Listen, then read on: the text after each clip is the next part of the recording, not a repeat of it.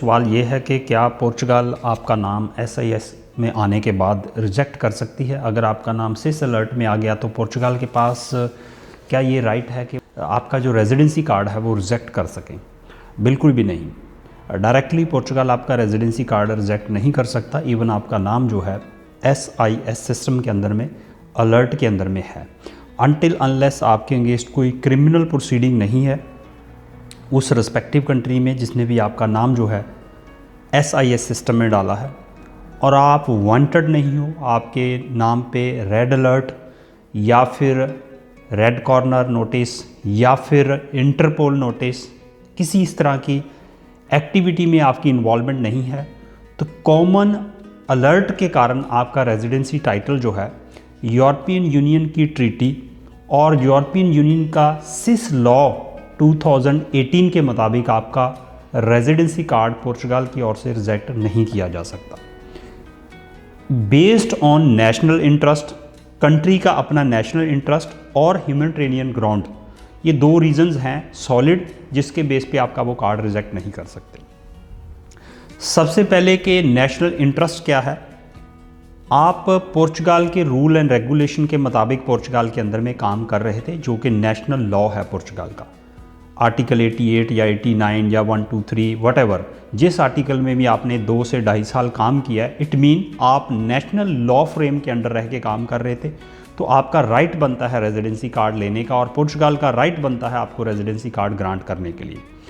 दूसरा, national interest, जो कि नेशनल इंटरेस्ट है कि आप सोशल कंट्रीब्यूशन पे कर रहे हैं, टैक्स गवर्नमेंट को पे कर रहे हैं, आप यहाँ पे खर्चे कर रहे हैं अकोमोडेशन के, फूड के, ट्रांसपोर्टेशन के, यानी कि गवर्नमेंट के हर एक्टिविटी के अंदर आपकी कंट्रीब्यूशन है। It mean interest of national, ये हुआ नेशनल इंटरेस्ट। लास्ट है आपका ह्यूमैनिटेरियन ग्राउंड। इन चीज़ों के बेस पे आपकी सिचुएशंस और आपके सर्कमस्टेंसेस को समझते हुए पोर्चुगाल आपको रेजिडेंसी कार्ड देने के लिए लायबल है, दे सकता है, और विदाउट इवन आपका नाम वहाँ पे अलर्ट में है। ओनली कंडीशन कि आप कहीं रेड कॉर्नर पर ना हो या क्रिमिनल प्रोसीडिंग ना हो उस रिस्पेक्टिव कंट्री में जिसने भी आपका नाम डाला है, तो पोर्चुगाल डेफिनेटली आपको रेजिडेंसी कार्ड यूरोपियन लॉ, जो सिस का लॉ है, उसके मुताबिक दे सकता है। आपको स्ट्रेट फॉरवर्डली रिजेक्ट या रिफ्यूज़ नहीं कर सकता आपके रेजिडेंसी कार्ड को। अच्छा, उसके लिए फर्दर प्रोसीडिंग कैसे है, आप करेंगे कैसे, उसको फॉलो कैसे करेंगे, ये चीज़ आप उनको एक्सप्लेन कैसे करेंगे आइमा को, किसकी लाइबिलिटी है, कौन रिस्पॉन्सिबल है।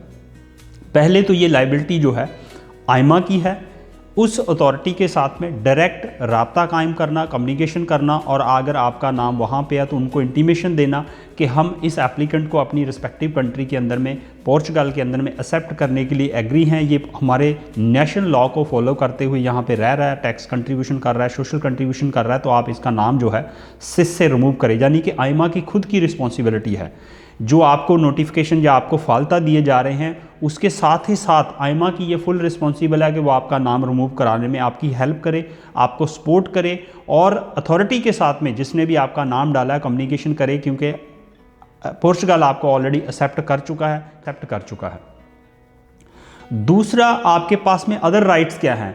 अगर आइमा आपको सपोर्ट नहीं कर रहा तो आप एसोसिएशंस का सहारा ले सकते हैं, आप इमिग्रेशन हेल्प सेंटर का सहारा ले सकते हैं, जिसको कनई भी बोलते हैं। अगर वो भी आपकी सपोर्ट नहीं करते या आपको ऑल्टरनेटिव वे नहीं मिलता, तो आप administrative court and justice court, आप जस्टिस कोर्ट का दरवाज़ा खटखटा सकते हैं पोर्चुगाल का। अगर आप इससे हायर जाना चाहते हैं, आप यूरोपियन कोर्ट ऑफ जस्टिस में भी जा सकते हैं, यूरोपियन कोर्ट ऑफ जस्टिस में भी क्लेम कर सकते हैं आप। तो ये हायर अथॉरिटी की बात कर रहा हूँ, लेकिन इससे पहले इनिशियल स्टेटस या इनिशियल स्टार्टअप, अगर आप इन अथॉरिटीज़ को ही इस चीज़ का इल्म देते हो, इस तरह के लॉ के रेफरेंस देते हो, तो यही आपका नाम जो है अलर्ट से हटा देंगे और यही नाम जो रेजिडेंसी कार्ड आपको इशू कर देंगे।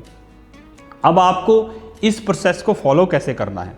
जब भी आपने अपना नाम रिमूव करवाने की रिक्वेस्ट डालनी है, चाहे सिरेन पोर्चुगाल में डालनी है, चाहे ऑस्ट्रिया में, फ्रांस में, जिस भी कंट्री में, आपने लॉ का रेफरेंस जरूर देना उसके अंदर में। सिस का लॉ क्या कहता है, सिस का कौन सा ऐसा आर्टिकल है जो ये प्रोविज़न, ये जरूरी नहीं है कि लॉयर ही लिखेगा लेटर, आप खुद भी लिख सकते हैं। आप अपना लेटर प्रिपेयर करें और ये आप सर्च करें इस लॉ के बारे में, इसमें से पॉइंट लेके आप वो पॉइंट उस लेटर के अंदर में रिफ्लेक्ट करें, ताकि जैसे ही अथॉरिटी के पास ये लेटर जाए उस लेटर को वो पढ़े, उसको पढ़ने के बाद उसको एक्ट करने के लिए, इनिशिएट करने के लिए एग्री हो।